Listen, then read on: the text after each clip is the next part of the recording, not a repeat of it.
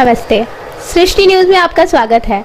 आज हम आए हैं मुंबई के निनारोई केटरर्स में और हमारे साथ है मिस्टर किशोर शेठ, जो पिछले 35 इयर्स और उससे ज़्यादा एक केटरिंग का बहुत ही खूबसूरत बिजनेस चला रहे हैं। चलिए हम उनसे बातचीत करके जानते हैं उनके बारे में। नमस्ते सर। नमस्ते सर, हमें बताइए कि निनारोई केटरर्स ये नाम आपने क्यों रखा और कब से ये बिजनेस जो है आपने शुरू किया? ये हमने 1974 में चालू किया और निनारोई केटरर्स नाम हमारा पिताजी का गुरु ने नाम दिए है। ओके, तो वहाँ से ये नाम जो है, वहाँ से जो हमारा पिताजी का गुरु ने नाम दिए है, तब से हमारा यही नाम चलता है निनारोई केटरर्स। और ये इन्हीं की कृपा है जो आज आप इतने सालों से ये इन्हीं की कृपा है जी।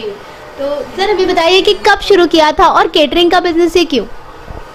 हमारा पिताजी को केटरिंग में ज़रा ज़्यादा इंटरेस्ट था जी। और पहले शुरुआत में तो सब दूध कोडिंग वो सब चालू किया था जी।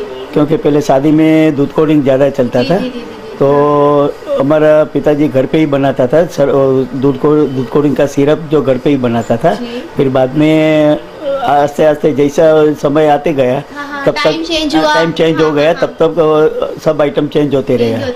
पहले कम से कम 12-15 साल दूध कोडिंग बहुत चला सब जगह पे। शादियों में मतलब आइसक्रीम और आइसक्रीम बहुत कम था उस टाइम पे। आइसक्रीम सबको बहुत महंगा पड़ता था।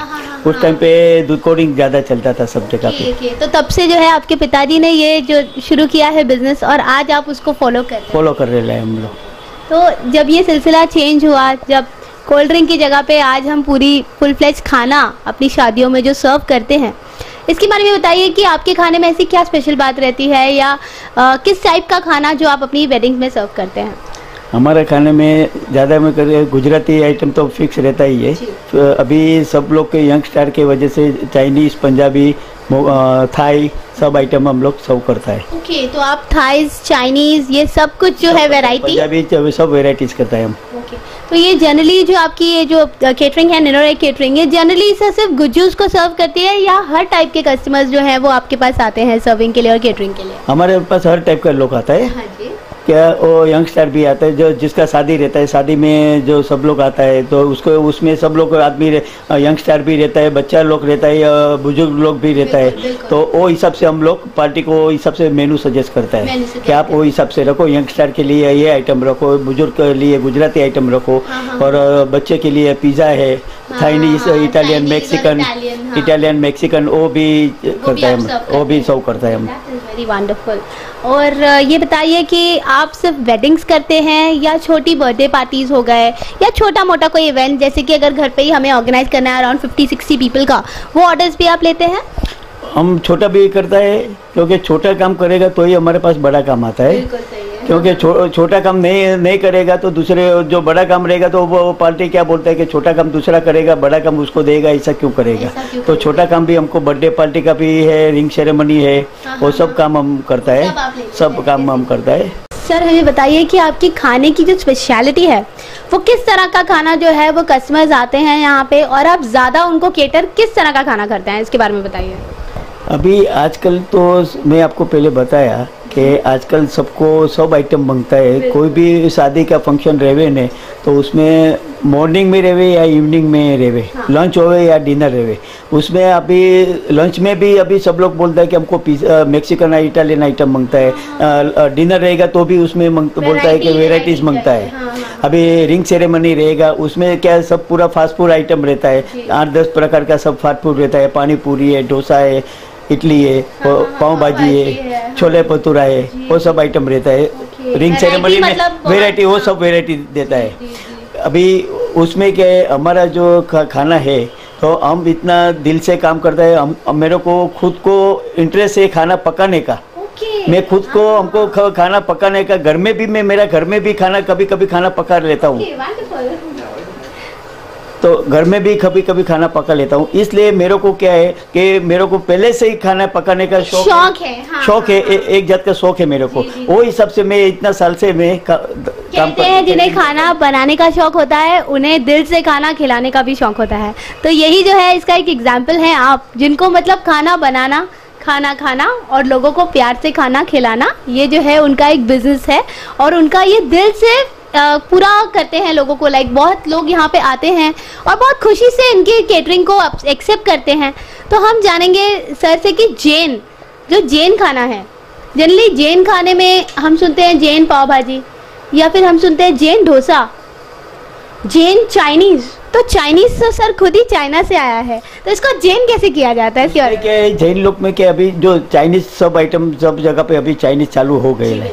तो जैन लोग में कोई कोई लोग तो बाहर जो खाता है वो तो ओनियन गार्लिक सब लोग खाता है, लेकिन जो उनका जो फंक्शन रहता है तो फंक्शन में कोई आदमी ऐसा ओनियन गार्लिक का कोई यूज़ नहीं करता है, कंदमूल का कोई यूज़ नहीं करता है। तो भी हम हमारा कारीगर ऐसा वो टाइप का रखेला है हमने, तो बिना गार्लिक ओनियन के बिना वो उसका इतना टेस्टी चाइनीज बनाता है कि हमें समझ में नहीं आता, तो मालूम नहीं पड़ेगा। पाव भाजी भी ऐसा ही कारीगर के हाथ में रहता है, तो आपको मालूम नहीं पड़ेगा कि पाव भाजी अपना जैन है कि नॉन जैन है, मालूम नहीं पड़ेगा। ओके, वो टेस्ट ही इतना अमेजिंग होता है कि उसके आगे एक अनियन और गार्लिक कोई वैल्यू नहीं रखते हैं। Okay, that's wonderful.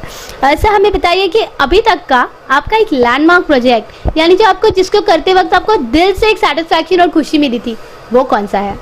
हमने 2002 में कांदीवली अशोक चक्रवर्ती रोड पे अशोक नगर करके, जो उस टाइम पे बिल्डिंग नहीं बना था, उस टाइम पे पूरा प्लॉट था, तो वहाँ हमारा एक पार्टी है, वहाँ पे उसने स्वामी वात्सल्य का काम किया था। वहाँ में 8,500 आदमी का फंक्शन किया था। प्योर जैन आइटम था। जैन लोग में उसका पोजीशन के बाद में जो उसका स्वामी वात्सल्य रहता है, तो वो में 8,500 आदमी का काम किया था। उसमें वीआईपी का 1500 आदमी उनका वीआईपी का था, वीआईपी का काउंटर अलग रखा था और नॉर्मल का काउंटर में अलग रखा था। और उस टाइम पे हमने कम से कम 100 काउंटर रखा था। अच्छा, वैरायटीज जो थी वो 100 तरह की? नहीं, वैरायटीज तो जो 2 सब्जी था, 2 वेजिटेबल था, 2 फरसान था, वो सब वैरायटी था। लेकिन जो लेने के लिए सबको भीड़ नहीं हो गए, वही सबसे 100 काउंटर्स लगाया था, 100 काउंटर्स लगाया था। मतलब इतने 8,500 लोगों को आपने एक टाइम पे सर्व किया था। ओके ओके, तो वो आपकी ज़िंदगी में एक लैंडमार्क जो है वो प्रोजेक्ट है। That is wonderful. तो सर जो आप इतना अच्छा काम कर रहे हो, लोग इतने दिल से उसको चाह रहे हैं, तो ज़रूर कहीं से आपको इसका अप्रिसिएशन तो मिला ही होगा। इसके बारे में हमारी जनता को बताइए। हमने 2 साल पहले अहमदाबाद में काम किया था 1700 आदमी का। तो काम करने के बाद में पार्टी ने मेरे को एक लेटर भेजेला है, उसका सर्टिफिकेट करके उसका लेटर हेड में लिख के मेरे को भेजेला है, तो आपको दिखाता हूँ मैं। Oh wow, wonderful. ये एक अप्रिसिएशन है इनके लिए कि एक सर्टिफिकेट है जो इनको सर्टिफिकेट ऑफ अप्रिसिएशन मिला है पार्टी से। ये एक चार्टर्ड अकाउंटेंट है जिनके लिए आपने काम किया? Chartered accountant.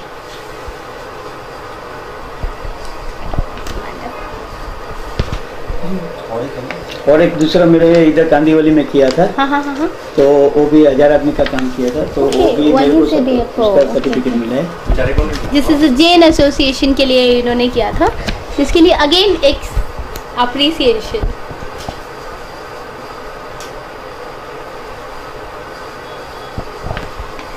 तो सर आपको बहुत खुशी होती होगी जब इस तरह की अप्रिसिएशन आपको मिलती है? तो बहुत खुशी हुआ था हमको जब भी अहमदाबाद से हमको ये कोरियर में आया ने, वो फिर मैं पढ़ा तो मेरे को बहुत खुशी हो गया था।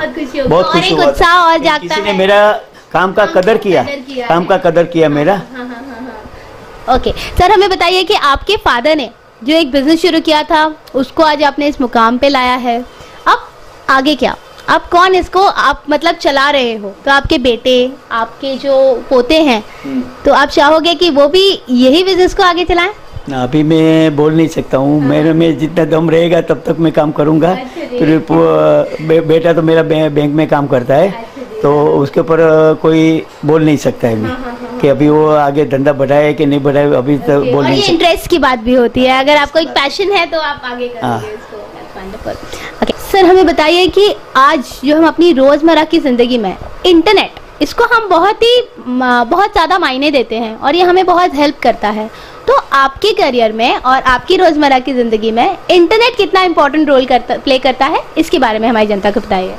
अभी इंटरनेट में हम लोग को बहुत अच्छा हो गया है, क्योंकि अभी पार्टी हमको बोलता है, कभी कभी हमको बोलता है कि हमको शादी का फंक्शन है, हमको ऐसा आइटम बनाने का है, तो हम लोग क्या यहाँ इंटरनेट से उसको मेनू भेज देता है। फिर पार्टी रेट बेट हम नहीं भेजता है, फिर बाद में हम लोग को पार्टी को मिलने को जाता है, फिर बाद में वहाँ थोड़ा बहुत आगे पीछे चेंज करके फिर बाद में पार्टी को रेट देता है।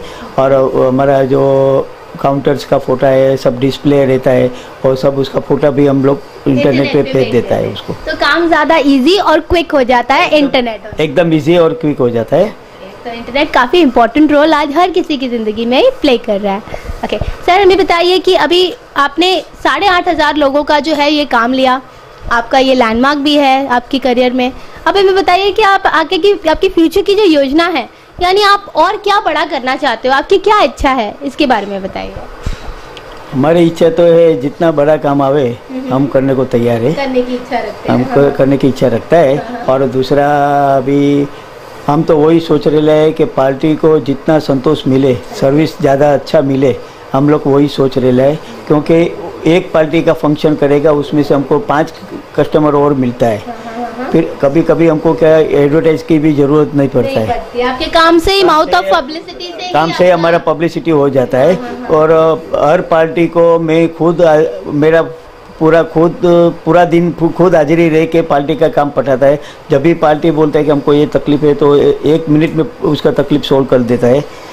पार्टी को लास्ट में पार्टी को मिलता है तो पार्टी बोला हमको बहुत अप्रिशिएट हो गया, हम एकदम खुश है। और यही आपके लिए जो है वो सबसे बड़ा एक जो रिटर्न आपको मिलता है, आपका ये सेटिस्फैक्शन होता है। तो हमें बताइए कि जब भी जहाँ भी आपकी केटरिंग रहती है वहाँ पे आप खुद मौजूद रहते हैं? हाँ, खुद मौजूद रहता है, फुल डे। वंडरफुल। और आप ये चाहेंगे कि कितना भी बड़ा आपको काम मिले वो आप इस वक्त भी करने के लिए तैयार हैं। ओके, हम आपको विश करते हैं सर कि आप बहुत आगे जाएं और आपकी मनोकामना जरूर पूरी हो। थैंक यू वेरी मच कि आपने अपना वैल्यूएबल टाइम सृष्टि न्यूज़ को दिया है। Thank you very much. अभी हमारे साथ है मिसेस भावना शेख और हम उनसे जानेंगे कि वो क्या रोल प्ले करती हैं नीना नॉय केटरर्स में। Hello madam. हेलो मैम, हमें बताइए कि आप कितना इम्पोर्टेंट रोल प्ले करती हैं, जैसे कि अगर सर नहीं हो कभी या फिर वो हो तो उनकी मौजूदगी में या वो कहीं बाहर हो तो आपका क्या रोल लेता है नीना रोल? जो सब कुछ जो करना पड़ता है, जो आदमी लोग आते हैं उसको भी बराबर हैंडल करके, उसको बिठा के, उसको क्या करने का है वो सब हैंडल करके, उसको बोलते आपको ये करने का, आपको ये करने का, ये भाजी काटने का है, ये करने का है, तो सब हैंडल कर पूरा कर लेती हूँ।